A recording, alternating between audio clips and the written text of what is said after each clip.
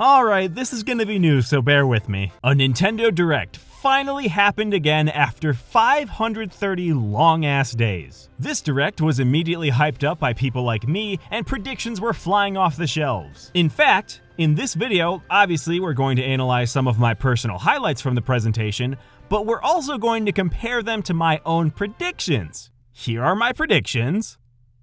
So let's see how terribly wrong I was. Okay. And after watching this Nintendo Direct, I have some things I want to say about it. I go by Capture Reviews, and these are my thoughts on the February 2021 Nintendo Direct. And since this will cover a good portion of the presentation, yes, there will be spoilers ahead.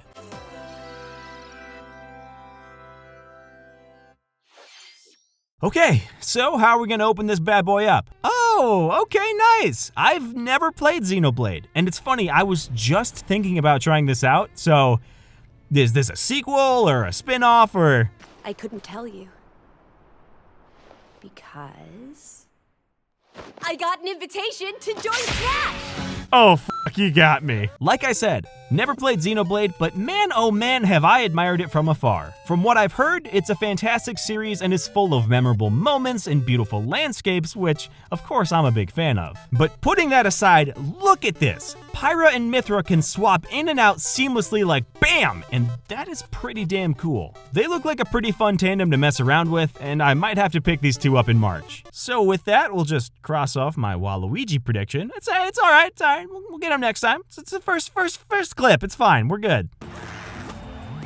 Okay, this is a great move. Now, I know that a lot of people were in the chat spamming "dead game" and "when the imposter is shush," but I seriously really like this idea. Moving Fall Guys, a game that's past its peak but not dead, to one of the most popular and hottest systems around is a great idea. This is going to give the game some new life, as I'm sure there are plenty of folks like me who never played it, but now we'll definitely pick it up to see what all the fuss was about. I do wonder though how well a game like this, with this many people playing on the same server at the same time, will hold up on the Switch, but you gotta think that this has been thought out, and it wouldn't be here if they didn't think this could run smoothly. Then again, there was Hitman 3 Cloud version. Summer release is tough, but hey, I can deal with it, and I have this one marked on my calendar. Then we have some ports. Outer Wilds, I like it, looks solid. Famicom Detective Club is not my style, but I know lots of people who love these kinds of games, so if you're excited for it, get hype. Samurai Warriors 5 looks a little too bloody for me, so my mom won't let me play that one. Honestly, this next bit of the Direct kinda underwhelmed me. I kept waiting for the nuke, you know, the big game that really got the blood pumping. And then... Woo! We're back on the board, baby! Mario Golf is back, and oh my god, I love this game series. Toadstool Tour is a game that I sunk way too many hours into, and I'm so excited to have a Mario Golf game on the Switch. And this new speed round thing looks amazingly fun, and I am begging you, Nintendo, please have functioning online multiplayer for this. After the issues and complaints people had with some of the more recent Mario sports games, this looks like a breath of fresh air. It looks like it's got some Mario Party features in it, which is a great thing and really seems to nail that blend of actual golf game and golf party game that makes the Mario sports title so much fun. And this go around brings a story mode and our Miis! I think the Miis have been noticeably missing from the Nintendo library as of late. They seem like more of an afterthought on the Switch as opposed to any main features, which I get it, I mean it was the Wii's thing, but it is nice to see them represented here in a more prominent role in a game other than just Smash or Mario Kart. This is definitely a game that I'm picking up day one in June? Damn it. Hi everyone, my name's Barbara Gordon.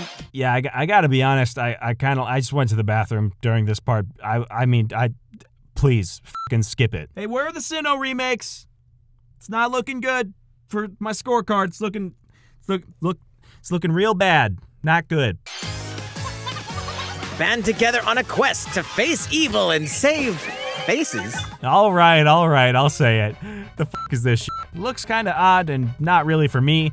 And as Full English said as we watched it together, I'm sure someone is excited for this game. Miitopia, you get about 15 seconds of screen time from me, and then you get dissolved with a really corny transition effect like BAM! Hey, Animal Crossing, all right! Finally, we get some news on this update. Oh, look at the outfits, that's adorable. What up? They got a thwomp! Warp pipes! Okay.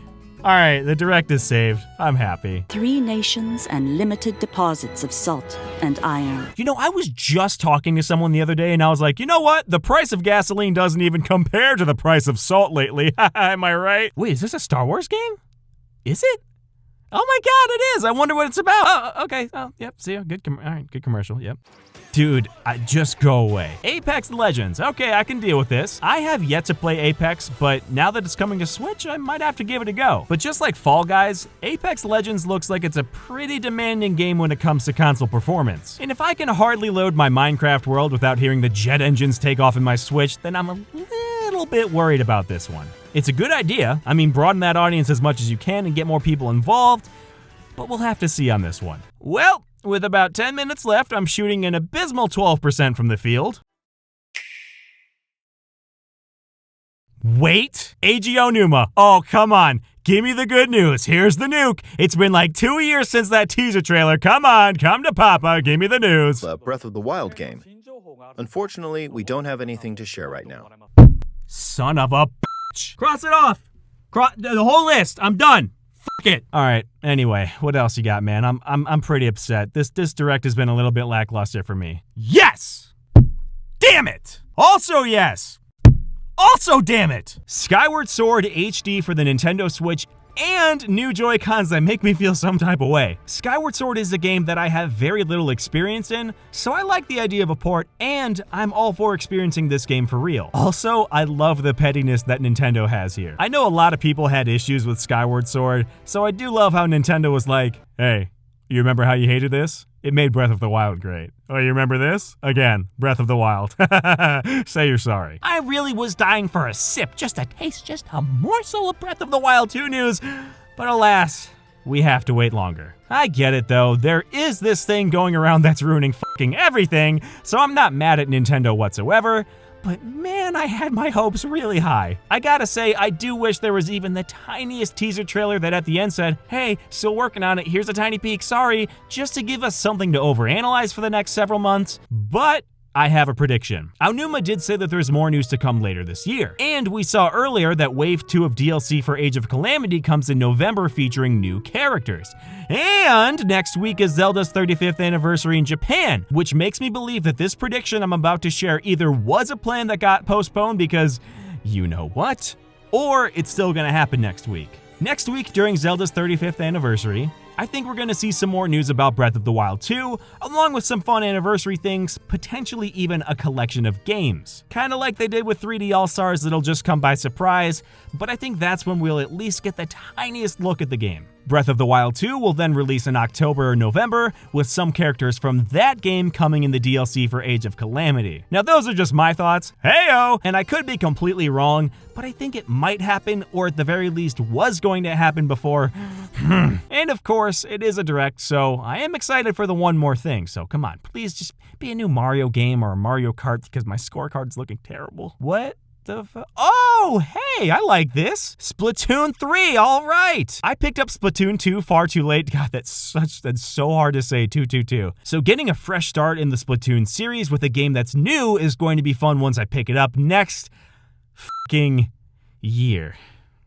Well, honestly, this direct wasn't my favorite, but there were definitely some highlights. Mario Golf looks really fun, and I've been waiting for a new entry on the Switch. The absence of Breath of the Wild 2 is unfortunate, but I do understand. And I'm still holding on to hope for my prediction. Skyward Sword looks like an absolute blast, especially with the new controls, and those Joy-Cons are beautiful. Even with the little information we got, Splatoon 3 looks pretty interesting, and I'm excited for that. All in all, this direct had a few solid crosses, a couple small jabs here and there, but no real haymakers, which kinda disappointed me. Since this was the first direct in ages, I thought, like many others, that this would be an onslaught of information about Nintendo's biggest titles. To me, it would make sense, but we gotta keep in mind Zelda's anniversary is coming next week, and Pokemon Day is just around the corner, so if they're holding out information until then, I get it. I do think it would have made more sense to do a mini direct here if that's the case, but hey, I still had a fun time and there's a lot to be excited about. So let's just check the final score of my prediction, and oh, it's abysmal. Okay, I suck.